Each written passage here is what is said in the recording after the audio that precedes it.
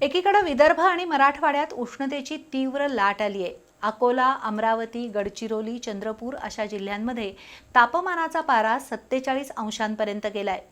रविवारपासून राज्याच्या काही भागात अवकाळी पावसाने हजेरी लावली आहे। त्यामुळे काही काळ हवेमध्ये थंडावा येत असला तरी अजूनही 90% महाराष्ट्र प्रचंड तापला आहे। अशा वेळी एक आनंदाची बातमी आहे। मान्सूनची केरळच्या दिशेने वेगवान वाटचाल सुरू असून 6 जूनपर्यंत मान्सून महाराष्ट्रात येईल अशी आशा आहे।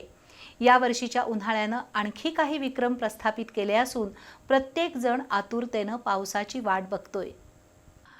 या वर्षीच्या उन्हाळ्याने काही नवे विक्रम प्रस्थापित केलेत।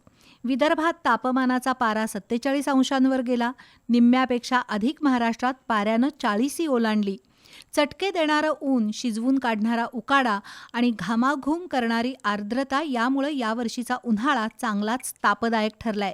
अशा परिस्थितीत महाराष्ट्रासाठी आनंद वार्ता आहे। मान्सून वेगानं भारतीय किनारपट्टीकडे येत असून आज आणि उद्या मान्सून अंदमान ओलांडेल आणि 6 जूनपर्यंत मान्सून महाराष्ट्रात दाखल होईल असा अंदाज आहे। सध्या मान्सूनची केरळच्या दिशेनं घोडदौड सुरू असून 28 मेपर्यंत मान्सूनचं केरळमध्ये आगमन होईल अशी शक्यता आहे। विशेष म्हणजे सध्या तरी मान्सूनच्या मार्गात कोणताही अडथळा दिसत नाही। त्यामुळे तळ कोकण ओलांडून मान्सून 5 जूननंतर महाराष्ट्रावर कृपादृष्टी दाखवेल असा हवामान खात्याचा होरा आहे।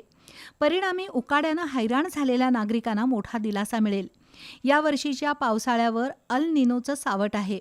त्यामुळे यंदा सरासरीपेक्षा कमी म्हणजे 94%च पाऊस होईल असं भाकीत यापूर्वीच वर्तवण्यात आलं आहे। पण त्याच वेळी यंदा मान्सून तरी वेळेवर येईल या बातमीमुळे अनेक जण सुखावले आहेत।